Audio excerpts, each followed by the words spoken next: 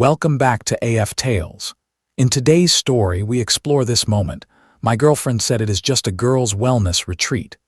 Babe, you know how important self-care is for my brand, while he loaded her suitcase into the car. As you listen, notice the point where you think he should have walked away. My girlfriend said, "It's just a retreat." I replied, "Enjoy your space." Then I canceled her flight, changed the locks, moved her filming gear to storage, and quietly watched as one mirror reflection turned her perfect influencer life upside down. My name is Noah. I am 33, a civil engineer in Portland. I renovate old buildings for a living, which means I am pretty good at spotting structural problems before they collapse. I should have applied that skill to my relationship sooner. I had been with Savannah for 3 years. She is a gorgeous marketing freelancer who turned herself into a travel and wellness influencer with about 200,000 followers. Her feed is all curated self-care content, soft light, spa robes, long captions about healing and authenticity. When we moved in together last year, my condo downtown turned into her content studio. Ring lights in every room, tripods in the hallway, camera gear on the couch, staged shots on the dining table. I did not mind. It felt like I was supporting her dream. Here is what I knew about her past. Before me, she dated a photographer named Ali for 2 years. According to Savannah, he cheated on her and broke her trust. She would get emotional talking about how he manipulated her and how she was still healing. She often said, "You are so different from him. You make me feel safe." When someone keeps telling you how broken they are, it is very easy to step into the role of rescuer and stop asking hard questions. So when she told me about a wellness collaboration weekend at Ridge View Springs Resort in Napa Valley, it made sense. She said it was an all-women brand retreat. Yoga, spa sessions, and partnership meetings with wellness companies. She even showed me an invitation email on her phone. I only glanced at it, saw the resort logo, saw her name, and did not think more about it. I offered to drive her to the airport. That is what a supportive boyfriend does, right? The drive was normal. She was excited, talking about networking, brand deals, possible future retreats. At departures, she kissed me and said, "I will miss you. Thank you for understanding how important this is." I felt good, like I was being the kind of partner who supports her career. Wednesday and Thursday passed without anything strange. She sent texts about how amazing the yoga sessions were and how inspiring the other women were. I pictured her in a circle of women at sunrise, all about healing and breath work. On Friday, during my lunch break, my coworker Harper walked over with her phone. "Dude, is this your girlfriend?" She showed me an Instagram reel. It was Savannah at the resort, wrapped in a robe, talking to the camera about her body, her peace, her journey. Typical caption, wine glass emoji, self-love hashtags, but my eyes were not on her. In the bathroom mirror behind her, you could see a reflection. A man's arm holding the camera. The arm had a full sleeve tattoo. Geometric shapes, dark ink, wrapped around the forearm. I recognized it instantly. Savannah had shown me Ali's work before. That same sleeve was in his photos. My stomach dropped. Harper was still talking, but I could not hear her. I zoomed in on the video. I wanted to be wrong. I wanted it to be a coincidence. It was not. That was Ali's arm. Ali was holding the camera while my girlfriend filmed her self-care content at a women's retreat. This was not a gray area. This was not a misunderstanding. This was a lie caught on camera. I spent the rest of my lunch break doing research instead of eating. I pulled up the resort's website and went through their vendors. There he was. Ali Photography, listed as a preferred content creator. So either this was the strangest coincidence in the world, or Savannah knew he would be there when she applied. Then I remembered something else. Savannah and I split most expenses, so I sometimes saw her Venmo activity when we settled bills. I opened the app and scrolled back a few weeks. There it was, 3 weeks earlier, a payment from Ali to Savannah, $300, description, travel reimbursement. My hands went cold. She had been planning this with him. This was not her running into an ex unexpectedly at a work event. This was a coordinated trip with a man she told me had traumatized her. She had been telling me she was still healing from Ali while secretly planning a weekend away with him. I sat in my truck in the parking lot for 20 minutes. Part of me wanted to call her and demand an explanation. The other part of me, the engineer part, started looking at the pattern. If she was willing to lie this easily about who she was with and why, how many other things had I taken at face value? So I did not call her. I made decisions instead. First, I logged into my airline account. I had booked her return flight on my corporate travel profile because I get flexible fares. I canceled her return ticket. The credit went back to my account.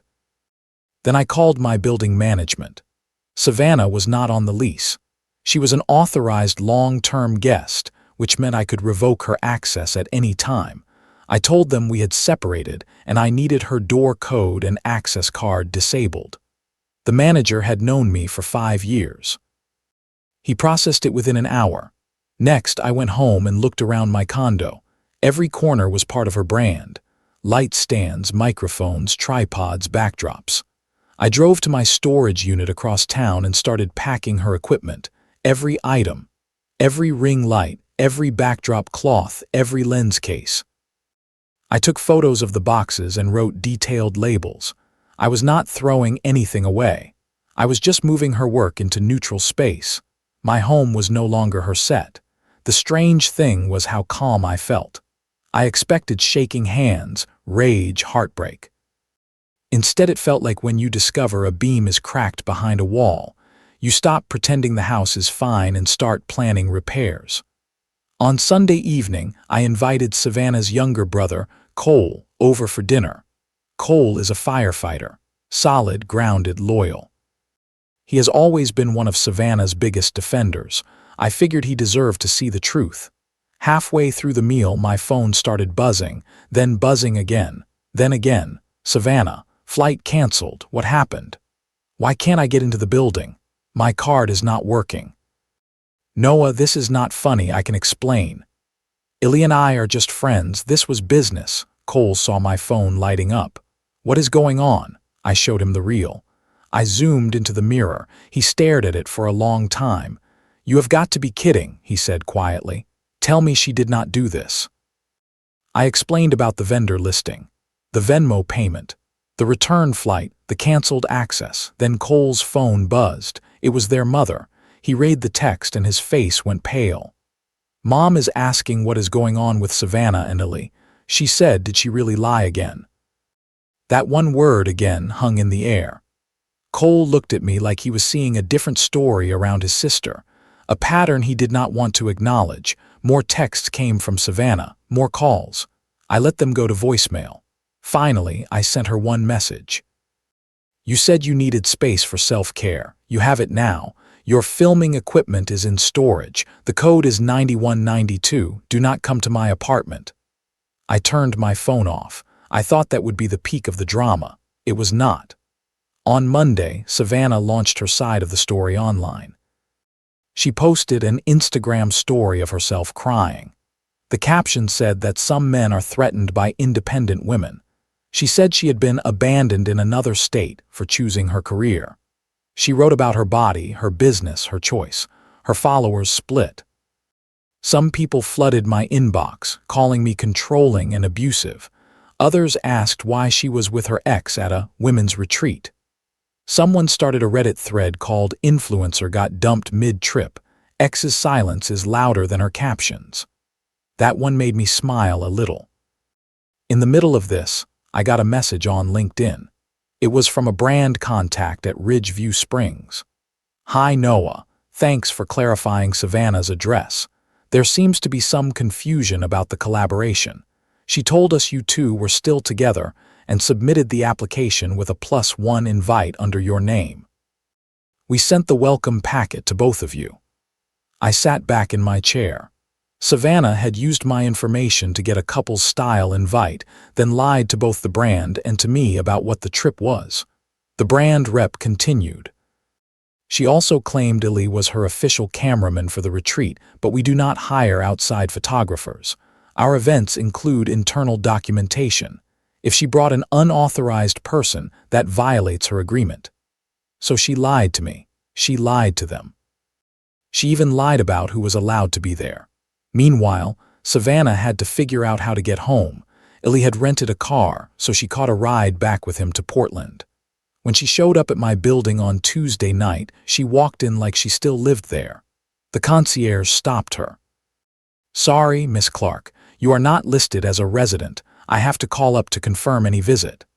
According to my neighbor who was in the lobby, Savannah exploded. She started yelling about being locked out of her home. She threatened to call the police.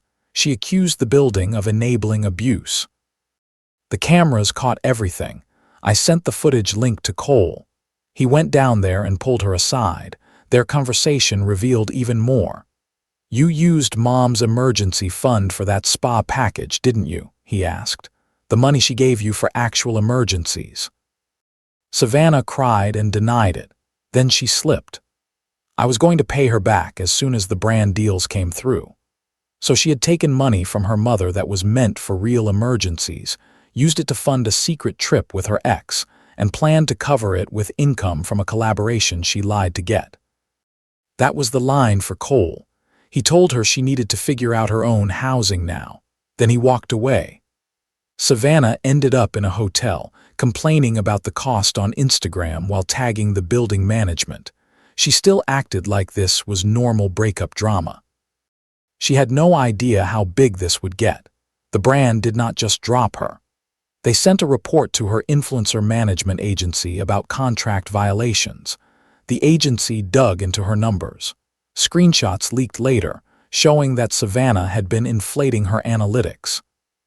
She had been sending brands fake reports, claiming a reach of 2 million when her real reach was about 1 million. She had been using bots to boost engagement. The agency terminated her contract and demanded repayment of advances built on those fake numbers. Smaller brands that were talking to her quietly backed away. One wellness company posted a vague statement about working only with creators who reflect genuine integrity. People understood the hint. At the same time, her family was done. Her mother messaged me on Facebook.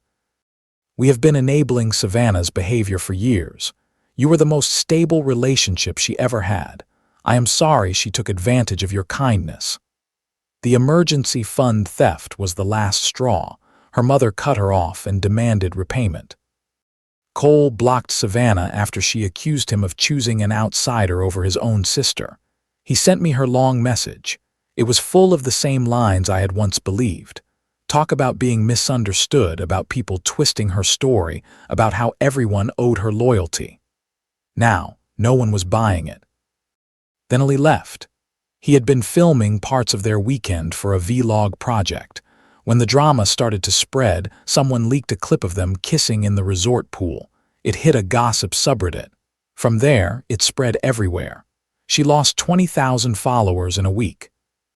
Comments called her a fraud, a liar, a cheater.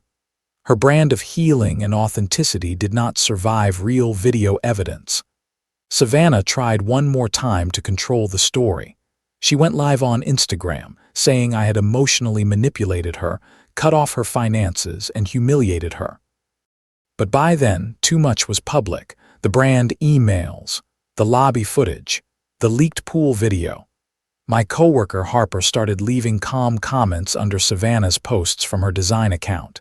"He did not humiliate you publicly. You posted the evidence yourself."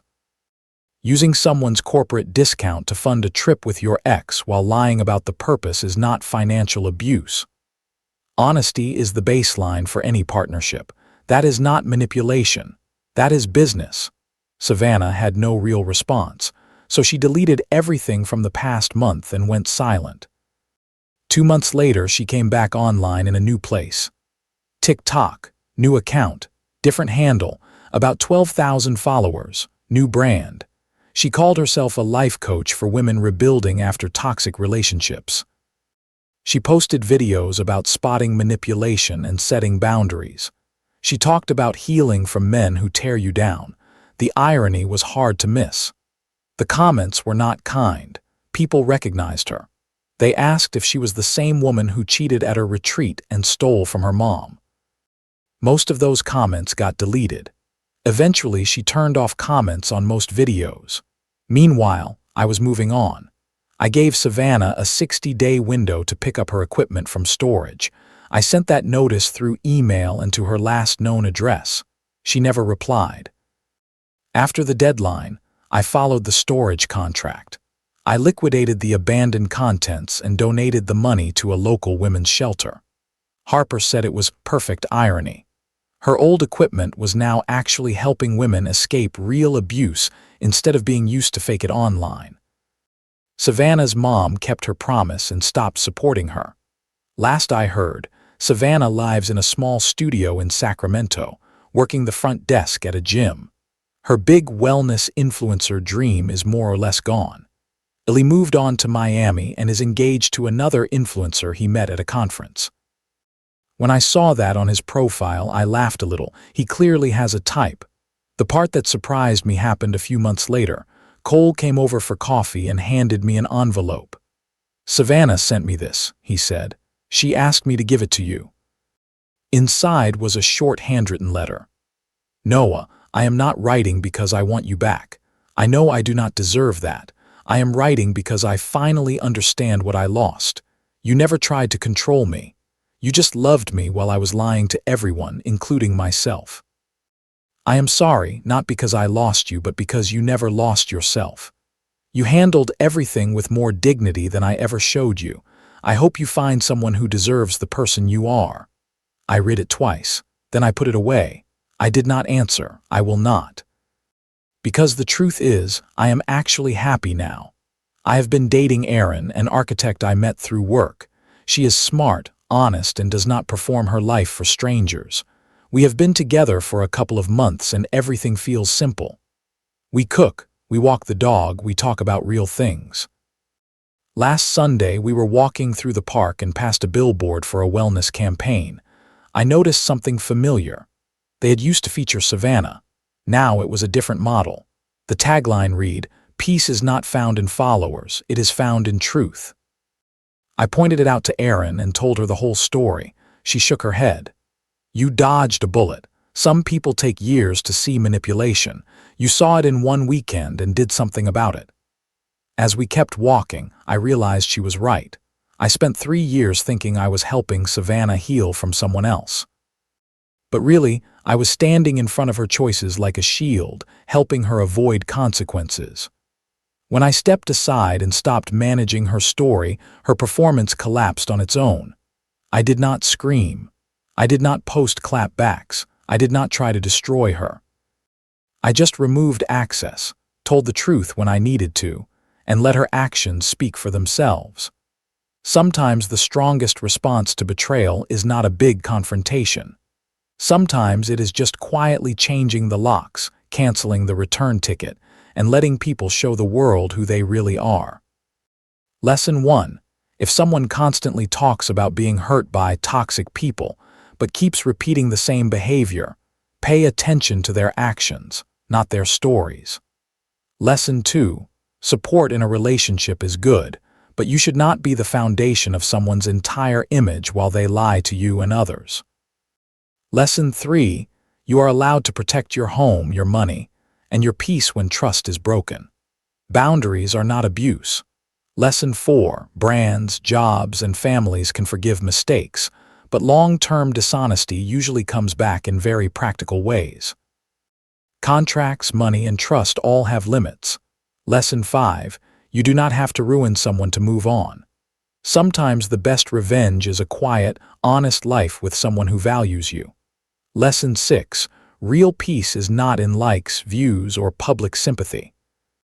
It is in knowing you told the truth and acted with dignity when someone did not. What about you? At what point in this story would you have ended the relationship? And have you ever watched someone's public image fall apart once the truth came out? Share your thoughts in the comments.